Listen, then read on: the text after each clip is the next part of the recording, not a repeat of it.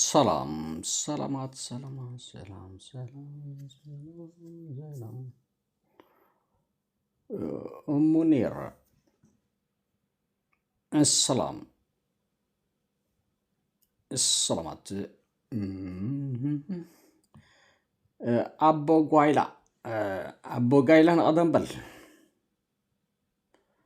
أبو قايلة نقدم بل أبو قايلة نقدم بل سلام يرسلم صهاي من يكن بلنا زس دمم أتا زناي تيك توك أشمات سكيف دلو حجي زس دمم سديد ليلو قم نجار الله دي زس دمم قم نجار الله كادي مجمريا أسكي حدا كبر لك قم نجار تلاك أسكي زس دمم با زس دمم يو مجمريا سديد كالي اسكي هراي اسكي زين دوك أخي تكون كا جمر كي بلنا مكوي أكيد جمر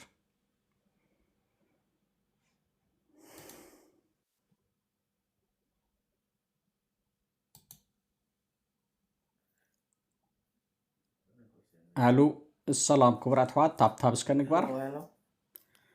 زس دمم كماي سلام دي سمعني لها يلا سامعك الله فرق اوكي صبق دمص سمع صنحي أنا سامعك الله سامعني الله عرب سمعك الله بلكي زس دم قاعد حمصك قاعد أنطنها دوم دا تحكي جمر بس سديد كالي وانتهز الله رسح له عرست إذا جينا زي جمر كوكا أوكي مو توبيك ورا له مشعو أو كنا نزل نمنتهي دا سديد كاودي أنا دا زغون حسابات أفتنات كاتمور كيسة خزارب حسيبة موت تزارب دحان انتهي اللي تبلو ناي لو مارستي ازي كم كساي كم حساب امصي ادلو بزعبا زي ناي تكالات حماماتين ناي محبر سراحتنيات بحال تكال الله بزعبو قرب داساس قبري زي سخار إتوتاليكا هاي مرحبا تاب ناقبرنا خبرات وات تفلطو تكال حمامات تفلطو دو حمامات ايه حمرت قلت ما يركا نركا هو فلتيت بلها حمرت ما يركا همامتي واحد في الشهر همامتي أنا يترفلتي اوكي انت الاسكريتو حاخمي يتتكال ناي معس عم تمرد مرات كده ناي كله تتفلطو همامتي كم محبر من نسياتي أوكي اوا مسألني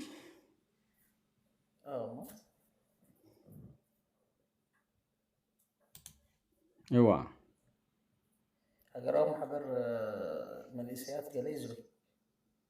اوكي سو عجيب زعبون تاي موتي قندتي أرسل ويتزارب مو من أربعة أفتنات كده سوري أوردك سوري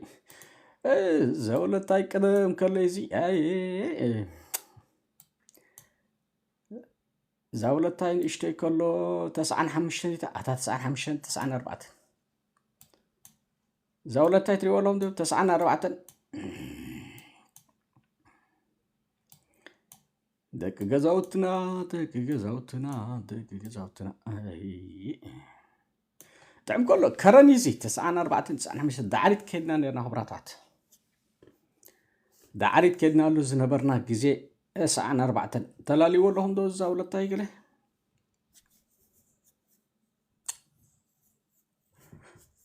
زاولة تاين اشتي كلون نما ساسل دو بزح تغيرنا دو اي تغيرنا ده انت بزح تغيرنا 95 كنت نيرة شاد شاي كفلي دي نيرة I don't know شاد شاي كفلي شاد شاي دي شابعي كفلي نيرة شاد شاي شابعي كفلي نيرة شعوك دعريتنا خدنا نهرنا دعريت كدنا استيفانوس تولد استيفانوس اب جرمن الله مثلا يا نلهم زي قرب تسقع له ابي له نزي ابزي له this is me يا بزحي تغيركم مش دحاني ده صوغرو طرح قرب وشتات يا امبر بزحي تغيركم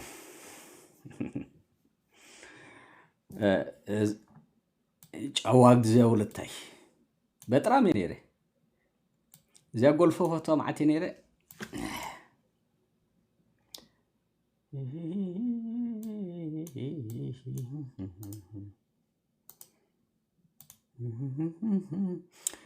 ሰላም ናገበርና አይና ኩብራት ዋት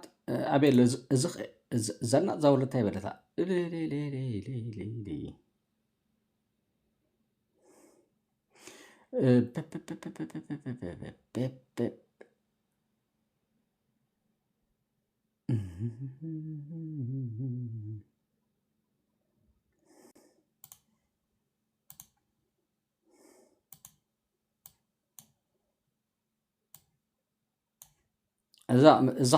እዛ ታዘም ደቅ خلاص يا اخ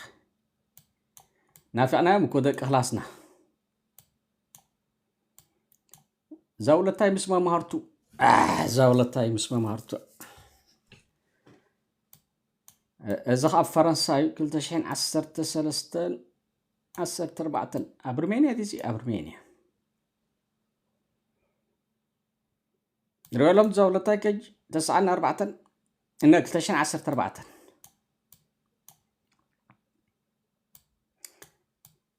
إذا فرنسا مجمرات مصاكو قد ما عسرت سلست عمت يانغ زاولتاي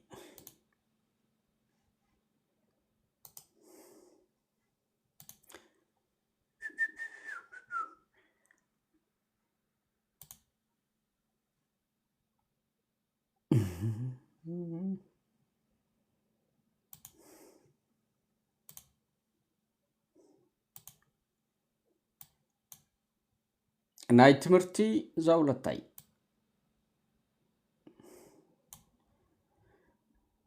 نايت مرتي زاولتاي اوكي قال بزناقي ريلاكس قبركم انوي كبرات حوات كمي تخونو كمي لنا زي نايلومي ارستي فليز بالي كون بزعبا زيوم جبيان قدفهم دو برات عادي جبيان قدفهم دو جبي محقولات أرجو أجان إثيوبيا ربشوالو إثيوبيا نايلو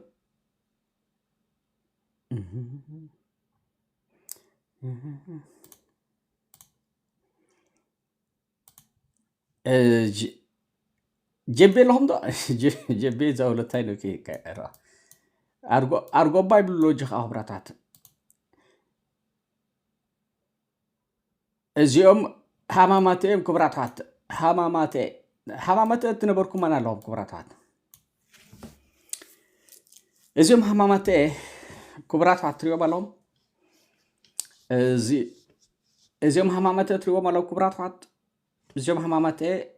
ዝናይ 2025 መዛዘሚ ገምጋም ዝገበሩሉ ገምጋም 2025 إذا صالح أحمد دين دبال صالح أحمد دين دبال ناتهم أبو مبر كاب زخون كنت جيرلو دحر محدين شنقب صالح أحمد دين دبال الله اليوم شدش تكلت دك نستيو نحما ما تمرحت له أبز جزي 4 دقيقة تبعتي له بزحكو حبرتها من يفل نجين كبرات حوات اليوم سبات يوم حمامات اتيك ارزك اتيك عندنا قانقو عرب سلمتاي دسفحفح دلو انتاي زي واي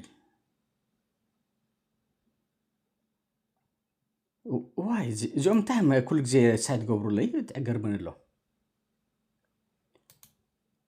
اسك تاب نقبر كبراتات ديس زوم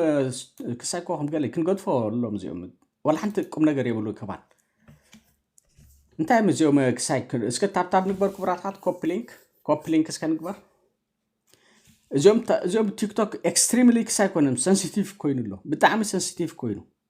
እንታይ ኮንሱም ገብር ኣለኹ እንታይ ትገብርኩ ኣሎ anyway ሕማማት ክብራት ሕዋት እዚ ሕማማት ድባል ትካል ናይ ቋንቋ ዓረብ ቀንዲ መስፋሕፍሒ ስለምንታይ ኮይኑ ስለምንታይ እዩ ንቋንቋ ዓረብ ከም ስራሕ ኢሉ ኩሉ ግዜ ዘሰልጥንን ዘምህር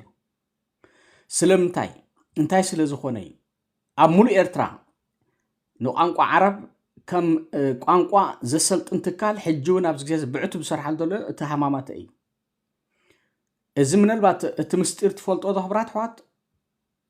እቲ ምስጢር ትፈልጦ ዶ ብጣዕሚ ዘሕዝን ናይዚ ምስጢር እዚ እንታይ ገይሮም መእምር በኽረ ዝበሃል ኣሎ ትፈልጦ ትኾን ኢኹም መእምር በኽረ ዝበሃል ኣብዚ ዩቲዩብ ከማነይ ብዛዕባ ባህልን ስነ ጥበብን ቋንቋ ግእዝ ይኹን ቋንቋ ትግርኛ ኣስፊሑ ይዛረብ እዩ ብፍላይ ብታሪክ ህዝቢ ግእዝ ማለት እዩ መእምር በኽረ ዘይትፈልጥዎ እንተሊኹም ሓደ ሓደ ግበሩለይ ስእልናቱ ከሪአኩም ግን ፍሉጥ እዮም ኣብዚ ቲክቶክ ኣብ ዩቲዩብ እንተሪአኹም እውን ብዙሕ ፅቡቕ እዩ ሕጂ መእምር በኽረ ካብቲኦም ኣብቲ ግዜቲ ኣባል ናይ ማሕበር መንእሰያት ዝነበሩ እዮም ኣብዚኣ ከምፅአ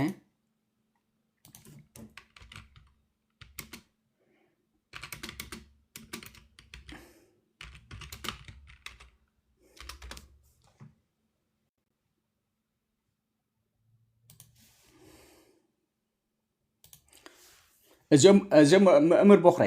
ትፈልጡ ኢኹም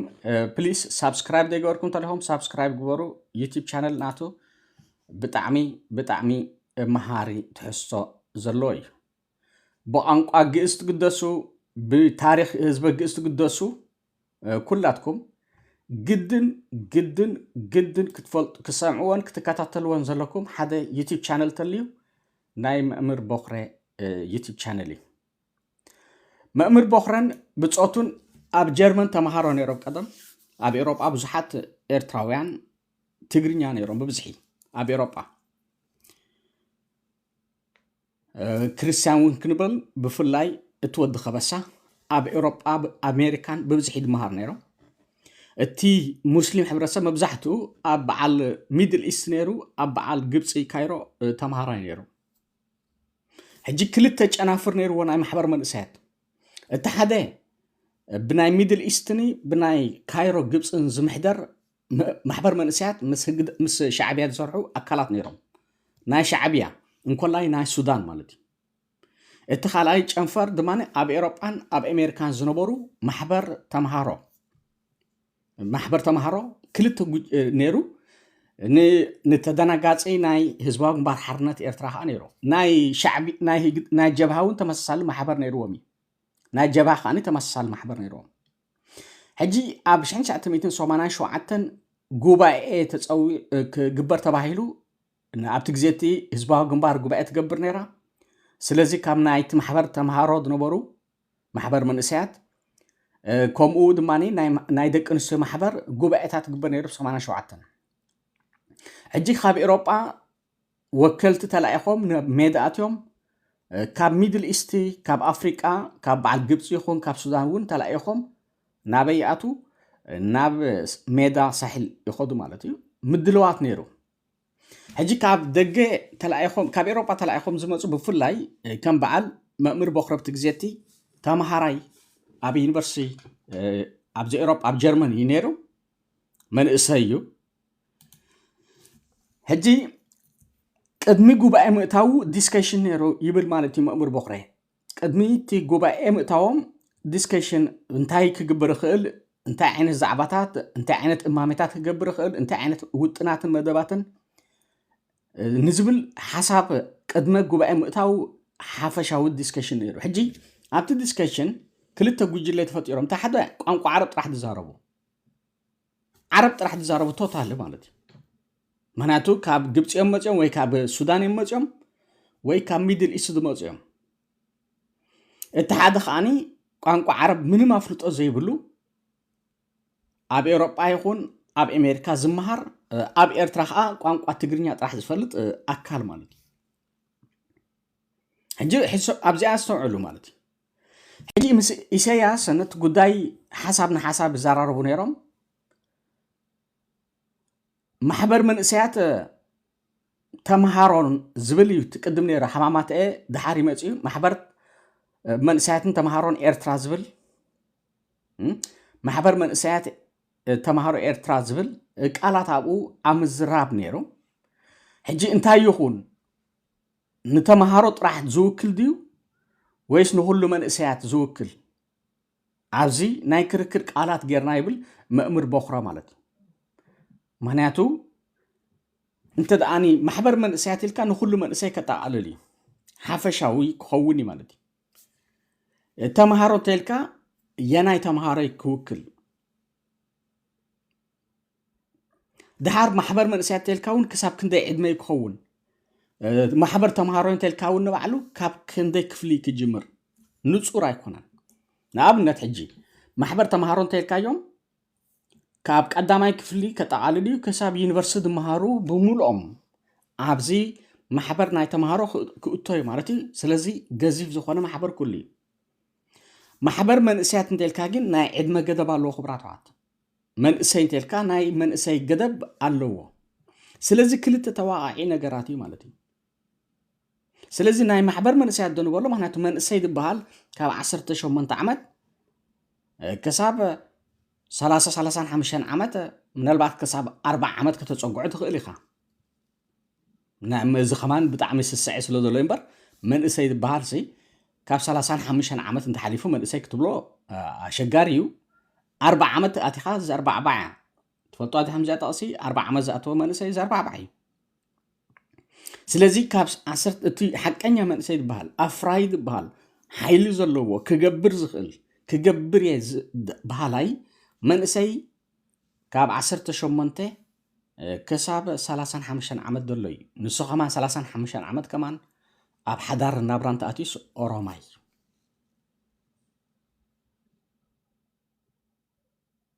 ሕጂ ኣብ ተምሃሮ እንተኢልካ ኸ ቀዳማይ ክፍሊ እውን ክኣትዉ እዮም ካልኣይ ክፍሊ ክኣትዉ እዮም ሳልሳይ ራብዓይ ስጋብ ዩኒቨርሲቲ ከተቃልል ሕጂ እቲ ኣርእስቲ ኣዘባራቕ ነይሩ ብዝኾነ ንክልቲኡ ይጠቃለል ዝብል ምጉት ማዕቢሉ ማለት እዩ ተምሃሮን መንእሰያትን ሕጂ መእምር በኹረ ንሕና ማሕበር ተምሃሮ ኢልና ብንጹር ተገበርናዮ ዝበለፀ ይኸውን ዝብል ሓሳብ ነይሩ ስለምንታይ ማሕበር መንእሰያት እንተኢልና ተምሃሮ እንተኢልና ኣብ ትምህርቲ ዘሎ መንእሰይ ቀሊል ኣይኮነን እዚ ኣብ ትምህርቲ ዘሎ መንእሰይ ድማኒ ነቲ ቃልሲ ዝያዳ ኣበርክቶ ክህልዎ ይኽእል እዩ ዝብል ከም ስነ መጎታዊ ሓሳብ ነይሩ ካልእ ከዓ ኣብ ኤሮጳ እውን ብዙሓት ተምሃሮ ኤርትራውያን ዝነበሩ ተጠርኒፎም ድሮ ነቲ ቃልሲ ዝሕግዙ ነይሮም እዮም ስለዚ እቲ ማሕበር ተምሃሮ ከም ዘለዎ ይቐፅል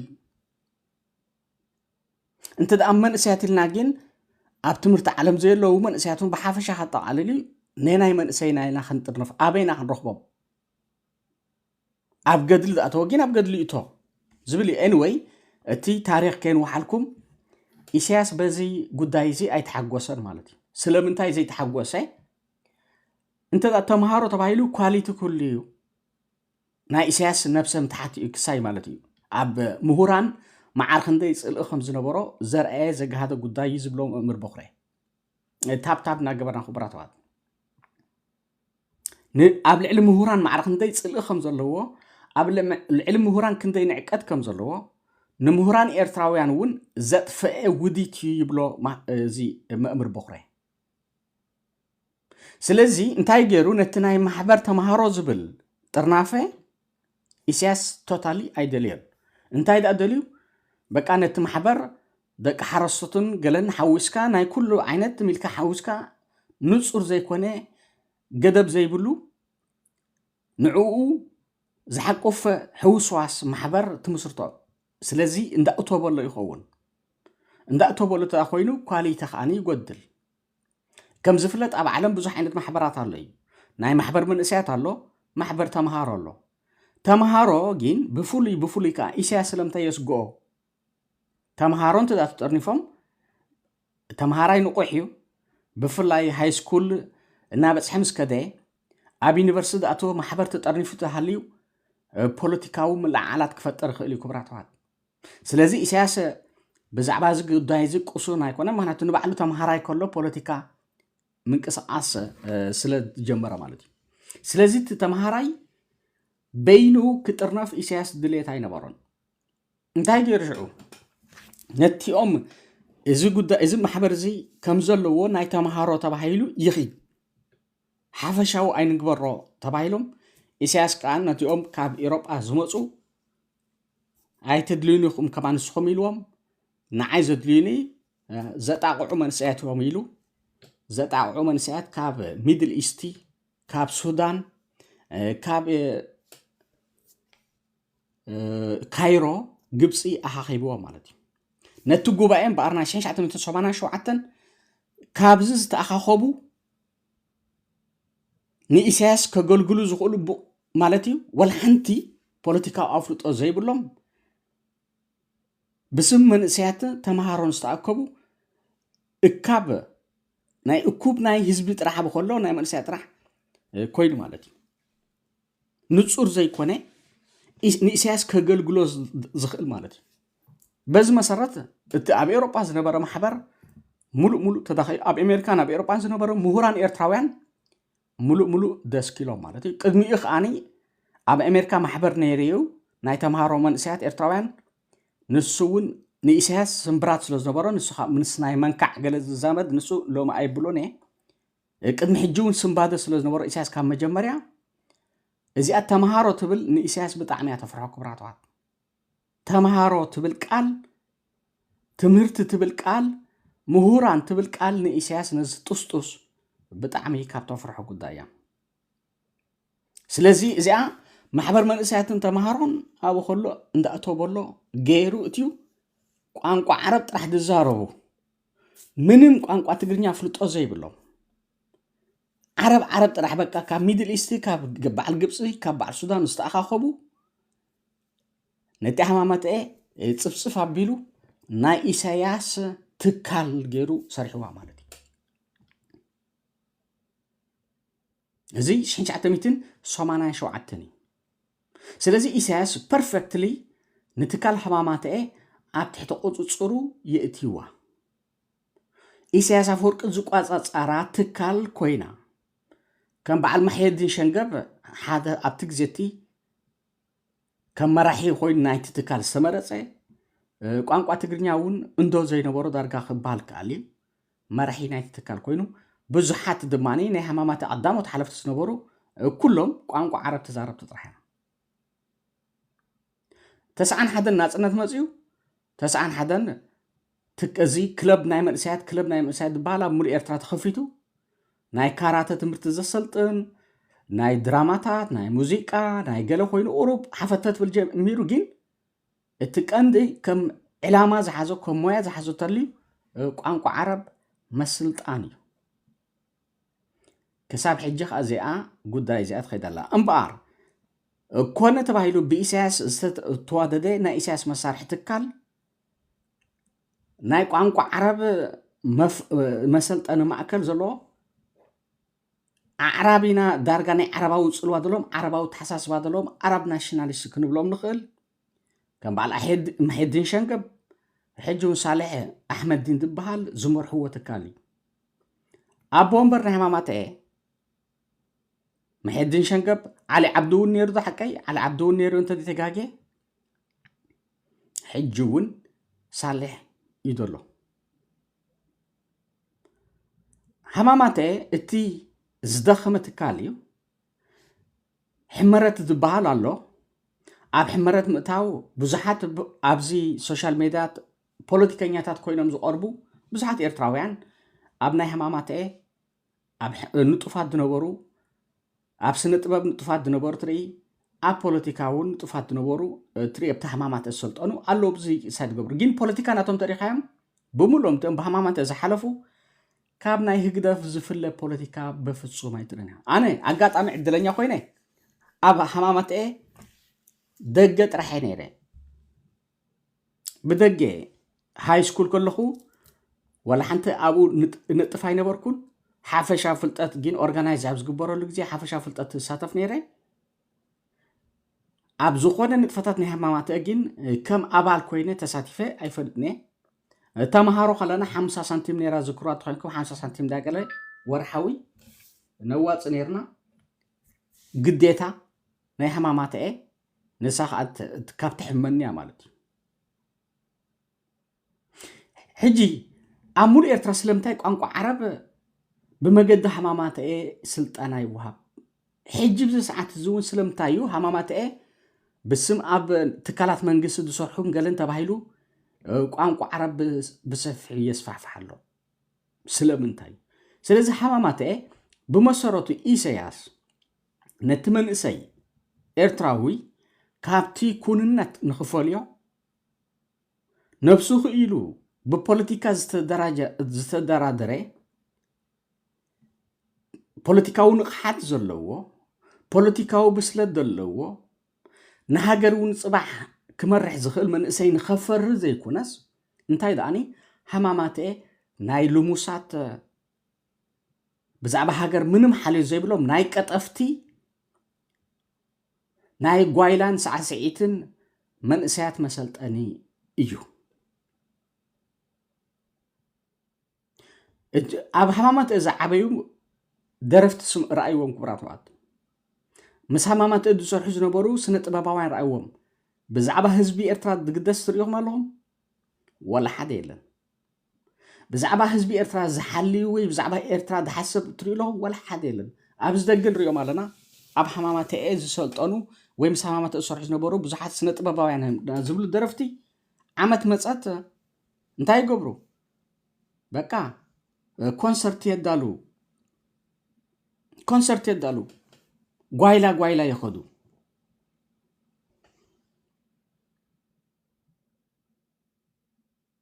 كم زت ولاد اللحاق عني حسوت خابو خوينهم بزحات حسوت بو خوينهم سرقتي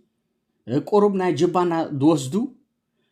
كندي منسات قمانا غبر خاي اسرو ناي سليات كالا ابالاتون خونو ناي هاجراو دحنت مبزحتو ابت حمامات كلل كبلو تريوم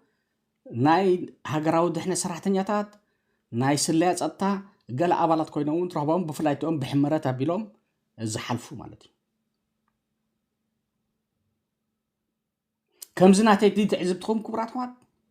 بزعبا حمامات كم زناتي تعزبت دلوكم أبس مرة يونيفرسيتي أبكل تشحين حدا تقاومو تلعيل نيرو بمجمر قدميو أبس مرة يونيفرسيتي حمامات بيت صحفتها ينبرون كبرات مات أب حماماتي أب أسمرا يونيفرسيتي بيت صحفتها ينبرون أب أسمرا يونيفرسيتي محبر تمهارو نفسو زخالي نيرو إذا محبر تمهارو بسمري قلز مرح أب كلتشين حدن تقاومتا تطلع إلو نيرو مستنايتو جي 15 زخيد جين لعلو خلو نايقزا رأسو نفسهم زخالي تقاومتا تطلع إلهم قال عالو تأشيرهم لزنبرو قزيه انتاي جري إساس أخيبا مطيو رقيت ووطيو أبس مرا يونيفرسيتي رقيت ووطيو أوتوماتيكالي نتناي محبر منسيات عطيو بس مرا يونيفرسيتي ناي محبر تمهارو بس مرا يونيفرسيتي زنبر تكال عطيو اتوم تمهارو ون ناب قال علو وريدهم كندي تخلابتهم أنا أقاط عمشعو أسمرا يونيفرسيتي أتخون نيري جين نت أمسي حليفة أمس كرم كلتشحن حدن كمان تداناوين حدا ورحي كابت نبور نابت يونيفرسيتي دا قصلنا لنا انتاي جيرو شعب كبراتوات ابتي يونيفرسيتي نتمحبر ناي تمهارو مساعصوه ناي حمامات بيت صحفت كفيتو بت امباغاليانو قال زلو بيت صحفت ناي حمامات كفيتو اذا ناي لعلواي تكالات تمرتي دبال چنفرنا حمامات اون كابو زقومي حجب ساوالو بحاب كلن كولجات الله كبراتوات إذن أي حماماتي أبس مرة يونيفرسيتي زقومي بقى قدتا سرحو صدتا مكتالي زخونم نعبن ملعالن كيفتر بقدتا مكتالي أنا حنت جزي تارجت كوينة نيرة أبس مرة يونيفرسيتي خلو تارجت كوينة نيرة نمجمرة جزي أبيوتي أبس مرة يونيفرسيتي زقات أمني شجرات مالتي بوليتيكا يكون الناتي نيرو حانت حابتنا تمسجن تبال حجي أبعد إنجليز الله نايت عنا تساقم تقبر موني ናይ ቀረባ መምሃርትና ካብስ ቴክኒካል ስኩል ኣትሒዛ ስለነበረት ጽቡቕ ምሳና ምሕዝነት እውን ዝነበራ ስለዝኾነ ናይ ቀረባ መሓዙታ ስለነበርና ኣብ ኣዝዩ ሕማቕ ኩነታት ምስ ወረዳት ዋል ዓዲ ቀይሕ እያ ካምፔይን ክንገብር ገንዘብ ሓገዝ ማለት እዩ ብኡ መሰረት ንሓማማትአ ተዛሪብናዮ ሓማማትአ ኦኬ ኢሉ ካምፔይን ጀሚርና ግን እንታይ ጌርና ኮሚቴ ወፂና ዝነበርና ብፍላይ ኣነ ቁርብ ትርኢለ ዝኾነ ካብ ማእከልና ወፃኢ ዝኾነ ከይንገብር ዝብል እቲ ገንዘብ ንሕና ንቋፀሮ ጥራሕ ኣብ ማእከልና ጌርና ማለት እዩ እቲ ንሃገር ሙሉእ ይንቀሳቀሱ ኣጋጣሚ ኮይኑ እቲ ዝገበርናዮ ካምፔይን ናይ ሓገዝ ንሃገር ሙሉእ አንቀሳቀሱ ኣብ ሓፂር ግዜ እውን ዕድር ገይራ ንዓጣልያን መፅያ ማለት እዩ ኣብቲ ግዜ ትሕጂ ንሕና እንታይ ሕማማት ክከታተሉና ጀሚሮም ማለት እዩ ምክንያቱ ሓደ ኣኼባታት ንገብር ነርና ኣብ ሙሉእ ሃገሪና ካምፔይን ንገብር ነርና ብሬድዮ ይኹን ቤት ትምህርትና ኸድና ኣብቲ ዩኒቨርሲቲ ኣብ ኩሉ ካምፔይን ንገብር ነርና ስለዚ ክገብሩና ጀሚሮም እቶም ናይ ሕማማት ጨንፈር ዩኒቨርሲቲ ነበሩ ንዓና ኣብ ጥብቂ ክከታተሉና ጀሚሮም ንዓይ ንኩላትናዮም ድከታተሉና ደለዎ ብሓደ ንዓይ ከዓኒ ሰብ ድከታተለና ሓደ ገጣማይ ኣሎ ኣብዚ ፌስቡክ ከማ ረኺበ ነይረ ከምዚ ድገጥም ገለ እዩ ትወዲ ንሱ ብፍሉይ ንዓይ ክከታተልን ጀሚሩ ማለት እዩ ሽዑ ሓደ ንዓይ መቕረባይ ዝኾነ ቤተሰበይ ኣብቲ ሕማማትአ ዝመላለስ እንስኻ ኣብ ትሕቲ ምክትታል ኣለኻ እንታይ ጌርካ ኢልኒ ማለት እዩ ኣግሂዱ ቤተሰብ እዩ ኣብ ትሕቲ ምክትታል ኣለኻ እንታይ ስለ ዝገበርካ ኢልኒ ኣነ ዋላ ሓንቲ ትገበርኮ የብለይን ኢለዮ በል ተጠንቃቕ ኢልኒ እዚ 2022 መጀመርያ ዝኾን ዘሎ ማለት እዩ ተጠንቃቕ ይብለኒ ካብኡ ነብሰይ ጥንቃዓታት ገይረ ንሓማማትአ ከይተቐልቀልኩም ኣስመራ ኣብ ዝኾነ ኣኼባ ከይተሳተፍኩ 5 ዓመት ወዲአ ይብለኩም ማለት እዩ እዚ ናይ ሕማማትአ ዝገብሮ ኣብቲኦም ተምሃሮ ዘውርዶ ስለያን ኮለላን እዩ ክብራተዋት ምናልባት ተመሳሳልቲ ዕዝብቲ እንተለኹ ዕድል ክበኩም ይኽእል እየ ሕጂ ሎሚ ነዚ ክዛረብ ዝረኸኒ ምክንያት ከምዚ ዓመታዊ ገምጋም ክገብሩ ተኣኪቦም ስለ ዝረኽዎም እንታይ ኮን ገምጋም ገብሩ ኣለዉ ዝብል እየ እዚኦም እዮም እንታይ ምስ ከገምጋም ገይሮም እንታይ ትዕላምዎም ቁም ነገር ኣለዎም ዲ ወይስ ንኢሳያስ አፈወርቂ ዘገልግል ባርያ መንእሰይ ንምፍጣር እዩ ማሕበር መንእሰይ ክበሃል ከሎ ንመሰል መንእሰይ ድቃለስ ክኸውን ይግባእ ብዛዕባ መጻኢ ናይ መንእሰያት ብዛዕባ ህይወት መንእሰያት ዝግደስ ክኸውን ይግባእ ኣብ ኤርትራ ግን ከምኡ እዩ ዘሎ ኣብዚ ሓውና ያፌት ንጎ ተዛሪበሉ ነይረ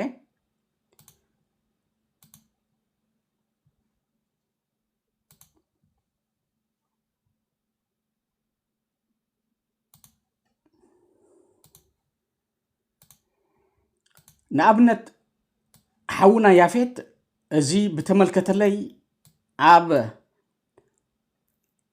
ቀራና ክዶ ተኣትሉ ዘሎ ማለት እዩ መንእሰይ እዩ ከምዚ ዓይነት ችግር ከጋጥም ከሎ ክጣበቀሉ ዝግብኦ እንትዳህሉ እቲ ማሕበር መንእሰያት እዩ መንእሰይ እዩ ማሕበር መንእሰያት ክጣበቀሉ ይግባእ ግን ዝጣበቅ ማሕበር ኣይኮነን ዝጣበቅ ማሕበር ኣይኮነን እዚኦም መንእሰያት እዚኦም ስለምንታይ ከምዚ ወደ 16 ዓመት እዩ ማሕበር መንእሰያት ክጣበቀሎም ይግባእ ንመንእሰይ ያፌት ሕማማትአ ክጣበቀሉ ይግባእ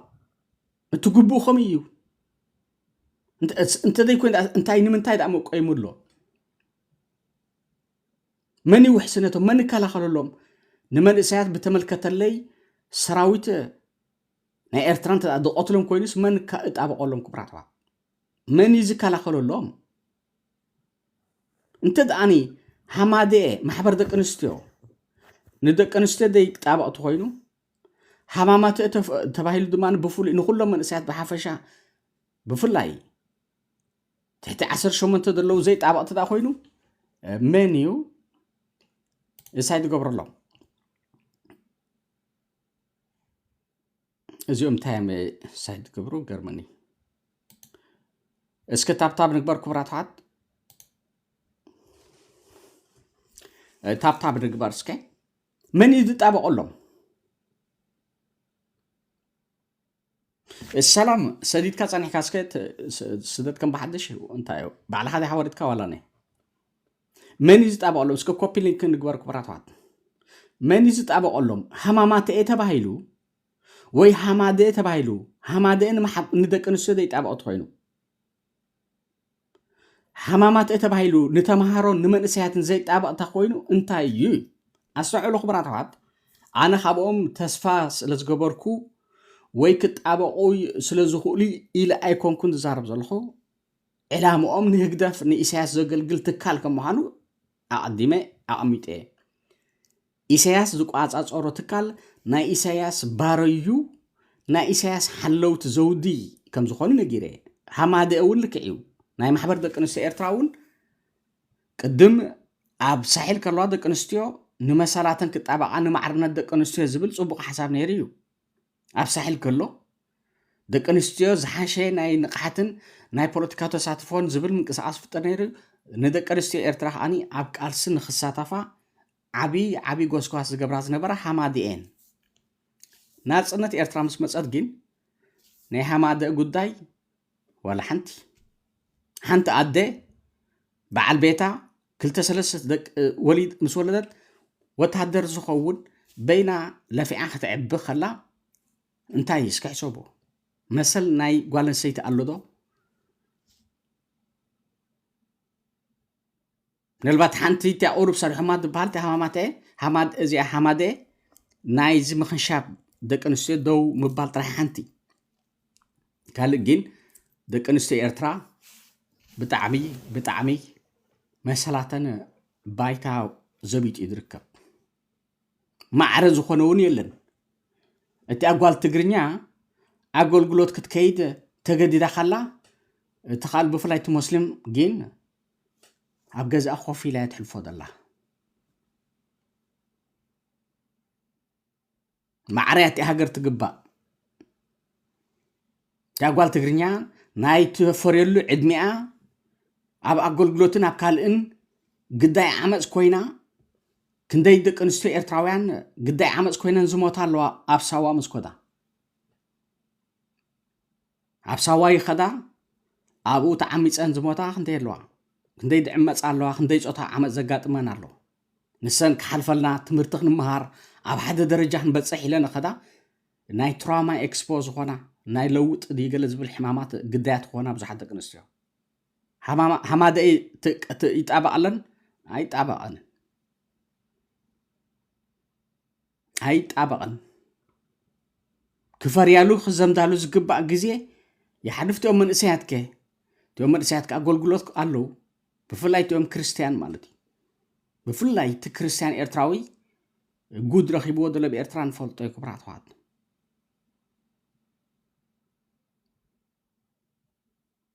እንተ ዘይተማሂሩ ኣብ ዓዲ ኮፍ ክብል ኣይክእልን ይግፈፍ ምስ ተማሃረ ኣገልግሎት ከይተባሂሉ ደሞዝን ገለን የብሉን ይከላበት እቲ ኣጓል ኣንስተይቲ እንተ ዘይተማሂራ ክትምርዖ ይትኽእል ገለ ትኸውን ክሰርሕ ኣይትኽእል ትግፈፍ ካብ ገዛኣ ብሓይሊ ትውሰድ ሳዋ ምስ ወረደት ግዳይ ዓመፅ ፆታ ዓመፅ ትኸውን ኣገልግሎት ወሪዳ ኣገልግሎት ኣይወዲአ ናብራይ ክገብር ተበለት ዞርሞ እትወዲ የለ ደቂ ቆለውዕ ባዕላ ክትዕቢ ትግደድ እቲ ብፍላይ እቶም ክርስቲያን ማለት እዩ ትወዲ ትግርኛ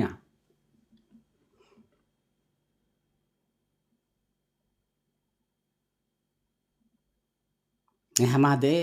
ሓላፍነት ኩን ክንዛረብ ንኽእል ሎሚ ግን ናይ ሓማማት እየ ደሎ ካልኣይቲ ነጥቢ ናይ ማሕበር ሰራሕተኛታት ኤርትራ ማለት እዩ ማሕበር ሰራሕተኛታት ኤርትራ ክቡራት ኣሕዋት ተመሳሳሊ ዓመታዊ ገምጋም ክገብር ተኣኪቡ ርኤ ዓመታዊ ገምጋም ክገብር እውን እቲኦም ናይ ሰራሕተኛታት ማሕበር እውን ተኣኪቦም ርኤ ኣብ ኤርትራ መሰል ሰራሕተኛ ኣሎ ዶ انتاي تسرحو تي محبر سرحتنيا تبهيلوس انتاي يسرحو انتاي يسرحو ولا حنتي نلبزي عمتاوي قبائي جيرو مابزي ان عمتاو قام سرح نمقبار تأكيبهم نيرو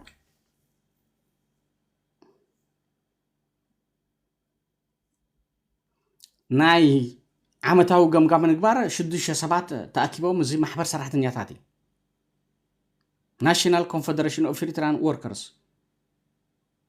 Confederation محبر سرحتنيا تات إرترا شدوش سباتونا بس أكيبهم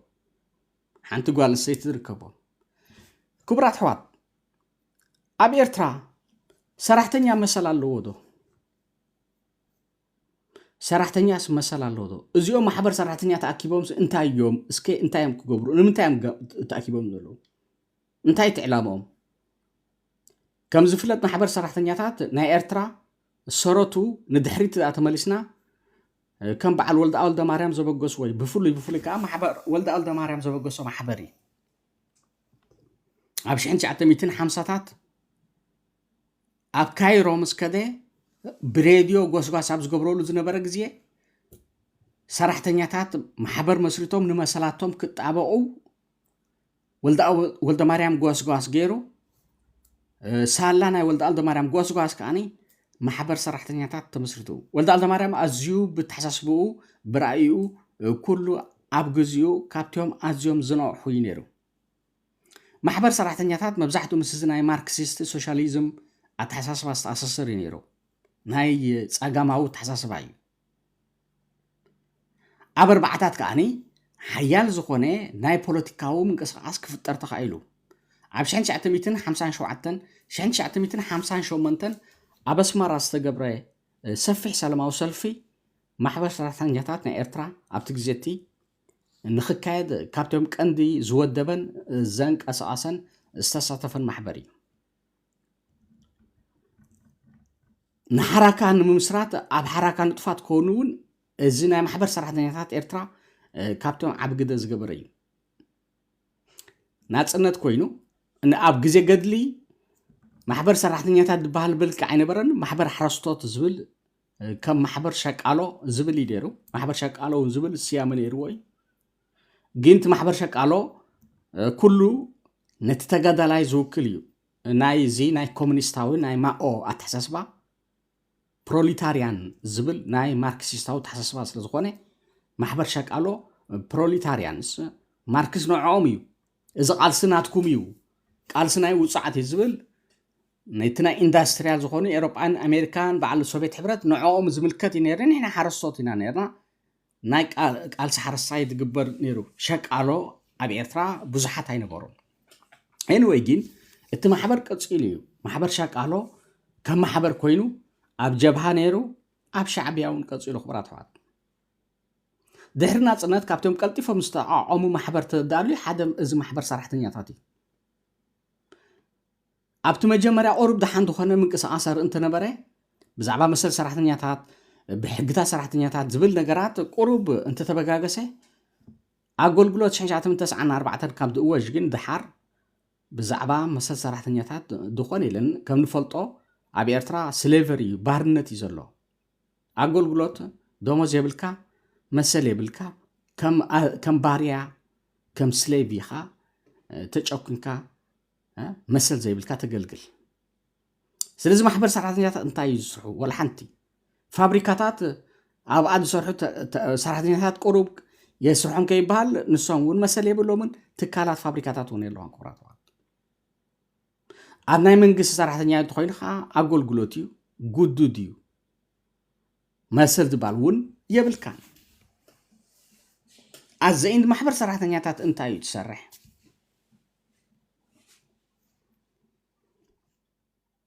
نسو إساس فورك بخمي أبتحت أتصر تيوا نجيركم عن توي نمحبر سرحتنياتات مسراتي ولد ألدا مارياميو سلاز تاريخاو سرط اللو إساس فوركي أبتحت أتصرون خطوة قليل أيكونن تتكال كم تكال مناتون نسو مسراتو أيكونن تاريخ زلو يقدمو إساس فورك جين انتاي جيرو خبرات وات نت محبر أبتحتيو نمكو صار ናቱ መጋበርያ ናቱ መሳርሒ ንምግባር ኣብቲ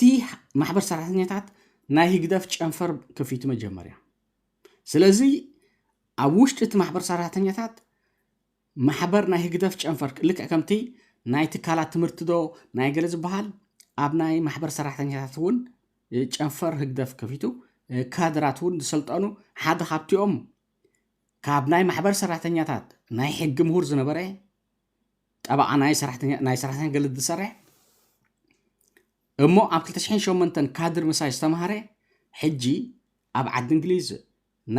ናይ ቆንስል ቤት ጽሕፈት ህግደፍ ኮይኑ ዘሎ ኣሎ ተወልደ ሽሙ ምናልባት ስእሊ ተረኺበ ከምፁ የብዝ ማለት እዩ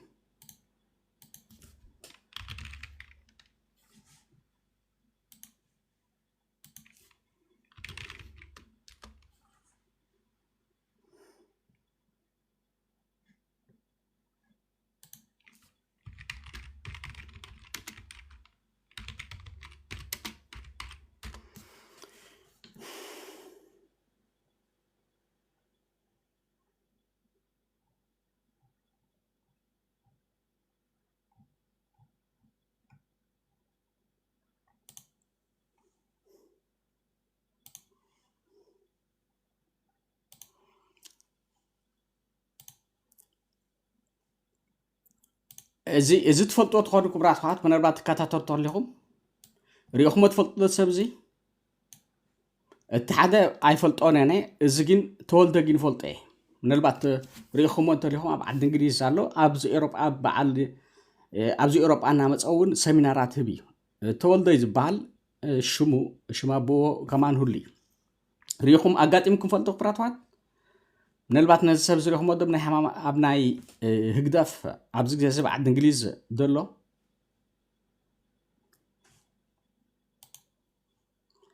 ሰሚናር ኣብ ስዊዝ እዩ ኤርትራን ዩዝ ሃብቶም ዘርኣይ ኣሎ ሓደ ፐርማነንት ሪፕሬዘንታቲቭ ቱ ዘ ዩናይትድ ኔሽን ኦፊስ ኢን ጀኔቫ እወ ተወልደ ዮሃንስ እዚ ከዓ ተወልደ ዮሃንስ እዩ ፓብሊክ ኮሚኒቲ ኣፌር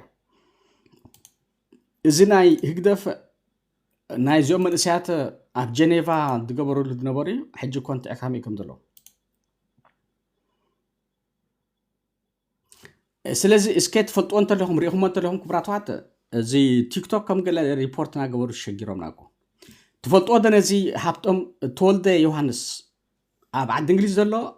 ኣብዚ ናይ ዋይፒኤፍ ዲጄ እውን ንጡፍ ኣኼባታት ሰሚናራት ካብ ዝገብሩ ዘለው ሓደሽተ መንእሰያት ካብ ዝበሃሉ እዩ እዚ ሃብቶ ተወልደ ዮሃንስ ሕጂ ብዓዲ እንግሊዝ ዘሎ ብቲ ናይ ኤምባሲ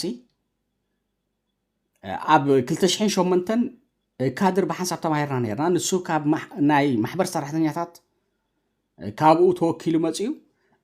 ኣነ ካብ ናይ ሓመልማሎ ቤት ትምህርቲ ዝነብ ኮሌጅ እውን ኣብኡ ክንምሃር ተሰዲድና ማለት እዩ ካድር ዘይርስዖ ዝተወልደ ሕጂ ኣብቲ መወዳእታ ናይ ካድር ክትምሃር ካለኻ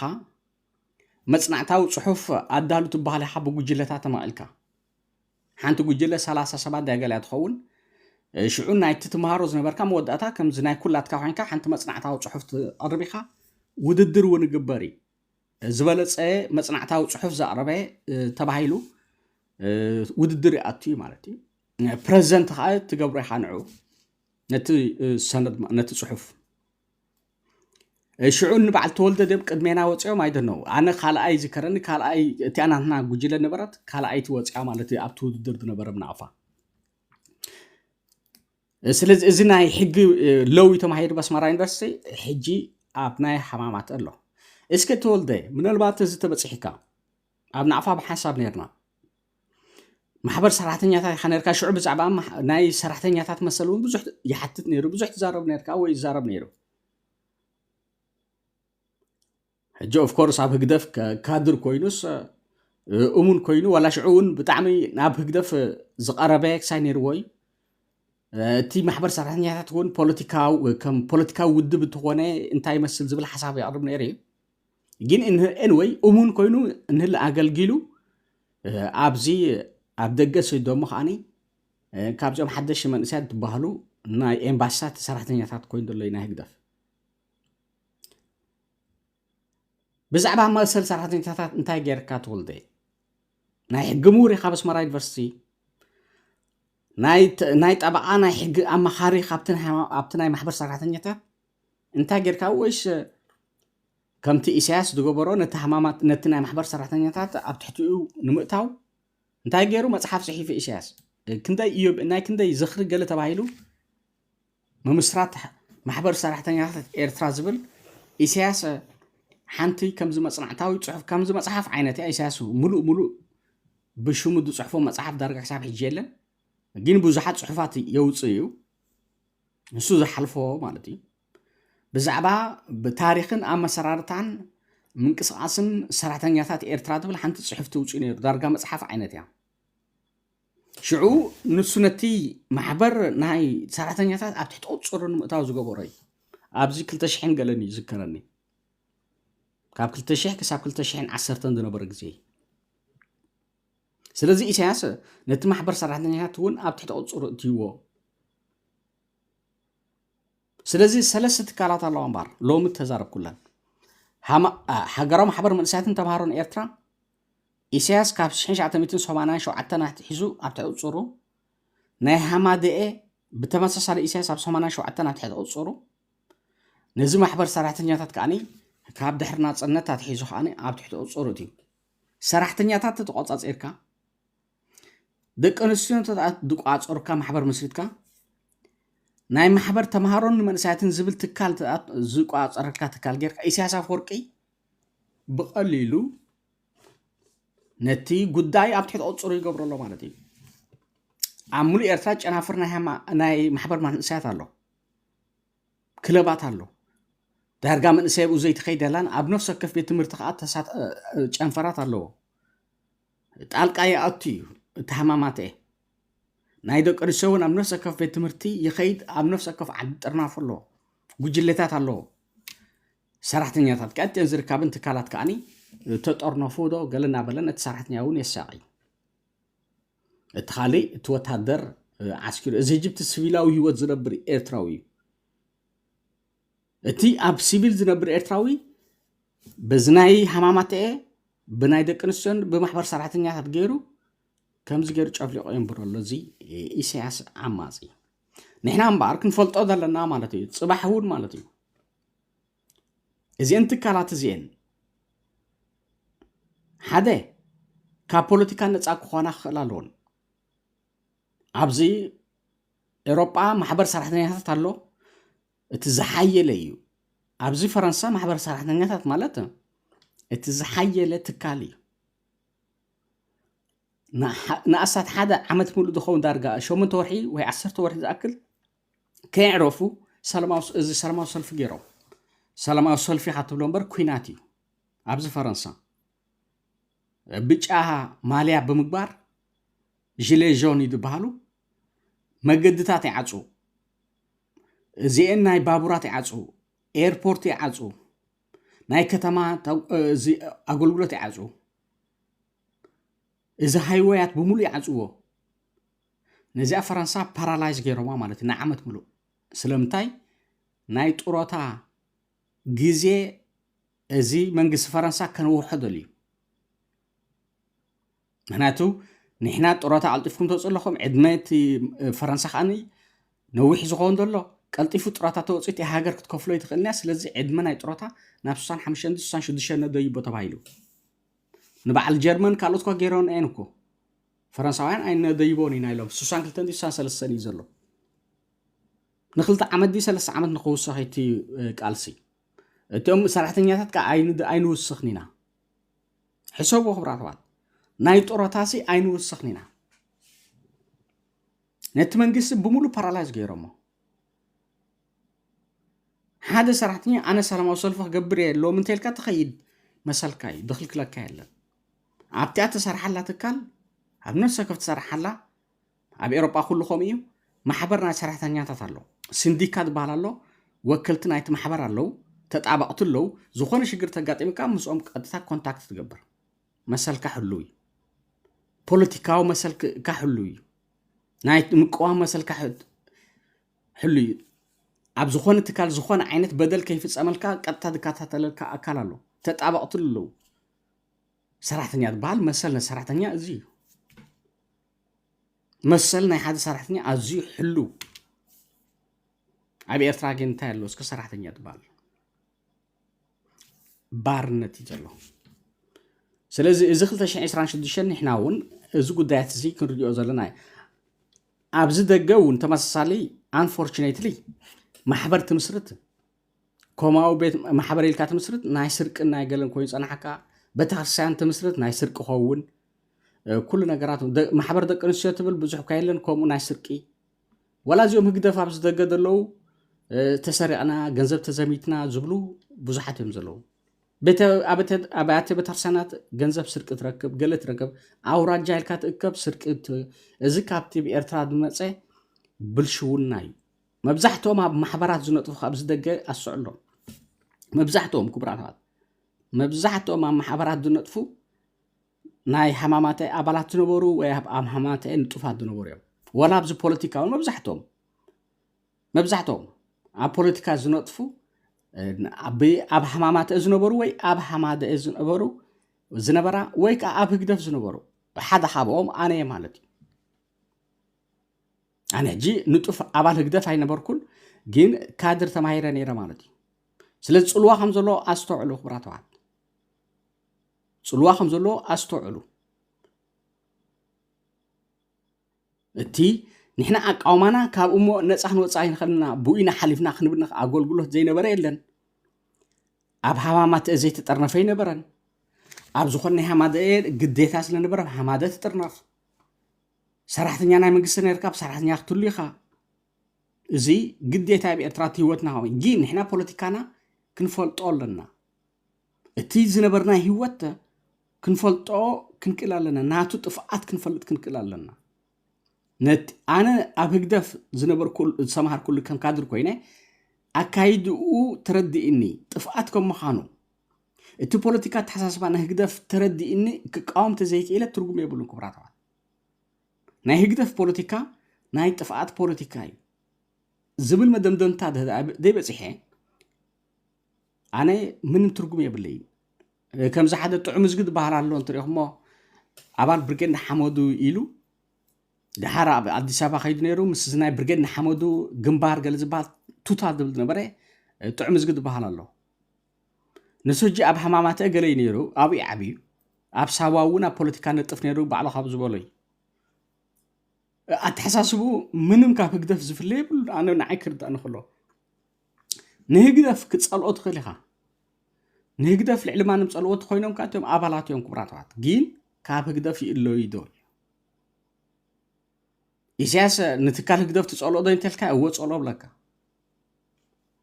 ግን ዘይትእለ ተልካ ብኸመይ ክናባበር እዩ ዝብለካ ስለዚ ንሕና ፈቲና ፀሊና ነቲ ዝሓለፍናይ ህይወት ኣተሓሳስባ ክንርድኦን ክነስተውዕለሉ ንክእል ኣለና ንዑ ተረዲእና ከዓኒ ፖለቲካዊ መገድና ከነፃፍ ኣለና ኣብ 2014 መጀመርያ ኣነ ዳርጋ 35 ገጽ ድዩ ወላ 40 ገጽ ዝኸውን ትሕሶ ዘሎ ጽሑፍ ኣዳልየ ነይረ ብዛዕባ ናይ ፖለቲካዊ ህግደፍን ኣተሓሳስቡን ዝብል ማለት እዩ ከመይ ጌርካ ከዓ ነዚ ትዕንዎ ዝብል PFDJ mindset and how to dismantle the PFDJ structure ዝብል ማለት እዩ ናይ ህግደፍ ፖለቲካዊ ኣተሓሳስባን ነቲ ትካላት ህግደፍ ከመይ ጌርካ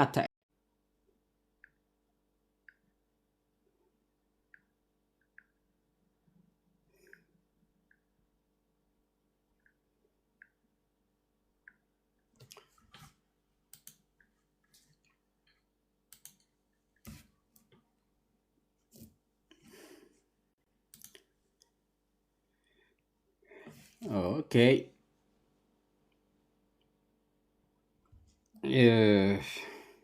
اسكي كوبي لينك نكبر كبرات كوبي لينك نكبر اسكي زيوم كساي تيك توك كساب تعمي حما على كبرات على حدا كمان كما سمعي بزي ستاي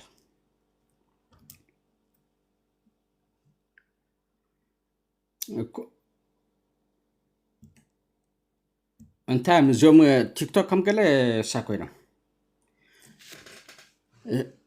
زخون نجرس سنسر قبلك ريبورت كمزي فايلت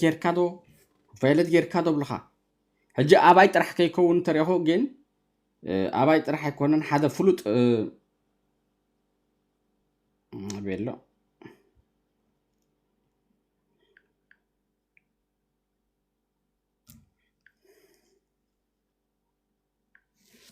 از ديلان بيج بال على حدا فلوت امريكاو دي قالي فلوت ريبورتري بتاعم فلوت اماريرو بقى بسنكي زيتات بتاعم اماريرو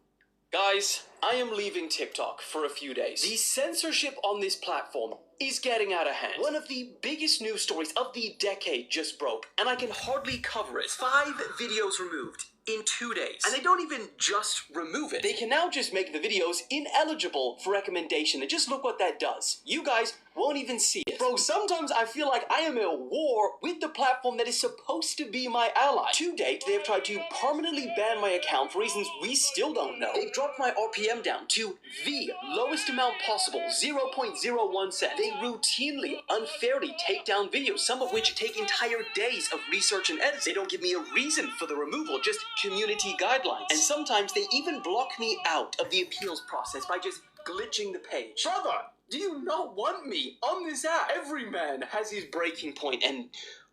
this is all while I have never had a single post taken down on YouTube or Instagram. So the content is not the problem. So, as a form of protest, the only place you will find me for the next few days is YouTube. Man, they're probably gonna take this down too. انا كمان اب يوتيوب كخيدي كبرات فات I think this TikTok it's just nonsense ولا حنت كساكي قبركا بقى كساكي قبرخا مالتي community guideline إلهم violate gear كابلو خا reason appeal قبر بلو خطر عقبر كابت حمشت option سالو كابت حمشت مرز ولا حنتي not approved بلو خا مالتي جمر كبلكا community guidelines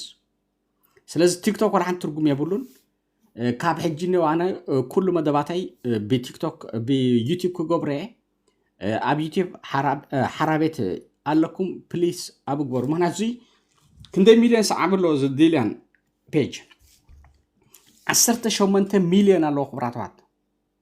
18 مليون اب تيك توك فولورز الله اب يوتيوب بتعمون بزحات فولورز الله 18 مليون 18 مليون على عملت اب يوتيوب اشحات حتركب كندي رخيبس ك20 كلتن ايرو انا ولا حنتي كابز درخبو لي بلينا غاطام خوينو قدم فايلت غير كايلوم زخونه مونتايز ايغبرني دارغ حلت عمت قاللن زخونه مونتايز ايكون ناتي ازي رايمو 10 ولا 20 كلتن شي حسوا ولا حنتي كونن ناتي فولورز ازي سبزجين 18 مليون فولورز اب يوتيوب الو 18 مليون بقى جايدلاين لنكن حجز ناي ترامب تغبرو دنبره نايز فنزويلا ريبورت قبل قطع لايف بمولو بقى ريونير كوميتي جايدلاينز نان افيلبل نابلو از كنديم درايلو شدشنه 3 مليون ناتو بوست غبروسي تمالي دغبر حجي 3.9 مليون 2.2 مليون 3.2 مليون 6.3 مليون 17.1 مليون كنزد كتاتلو كبراتات ابزي تيك توك زرئه اذا مال تيك توك اتس نانسنس كوين مالتي كوي ترغم البوي سلازي انا كاب حجنيو از تيك توك من البات ندسكشن يلب غلغل اتو مدباتاي جن مولو اب تيك توك اب ناي حرابيت بو خلفه ولا حجون يشيبو غبري التيك توك is just bullshit ولا حنتي نانسنس ناي جنزب ناي طلع عم غيرو منعوم طرح يبقى زين نتي نحنا حسابنا نجلس ناي بوليتيكينياتات ايكون بحصر دبلي از تيك توك is not for politics تيك توك ناي مغايصي ناي فاشن ناي بيزنس تكالي it's not for politics if you do business نقد تقبر طبعا كان زغون نبرد شيء تلي كاغلا ملا ادفرتايز تقبر it's good place otherwise it's not good to express your ideas freely. There is no freedom of speech here at TikTok. Bullshit ዝኾነ እዩ YouTube the only platform where freedom of speech is extremely tolerated. أنا ኣብ YouTube ናይ ኮፒራይት እንተ ደይ ኮይኑ ከምዚ ጌርካ ገለ ዝብለን የለን ኮፒራይት እንተ ጻንሒ ናይ ደርፍን ገለን ሓቆም እዮም ካልእ ግን ድሌትካ ተዛሪብካ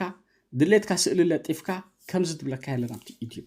ስለዚ ክብራት ኣሕዋት ፕሊዝ ኣብ ዩቲዩብ ሓራቤት እናተይ ኣብዚ ኣላትኩም ከሪአኩም እየ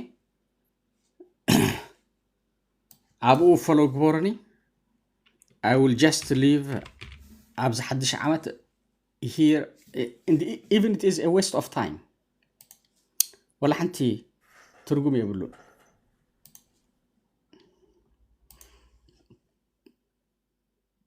سلازي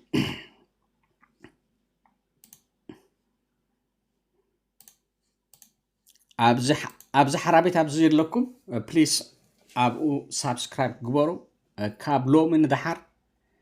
زي حلتشان عصر شدشان I will do all my direct live content via YouTube. For now, it's enough. Thank you. كلاتكم مساعد صنعكم يعني لي سسنا كبرات وقت. Ciao.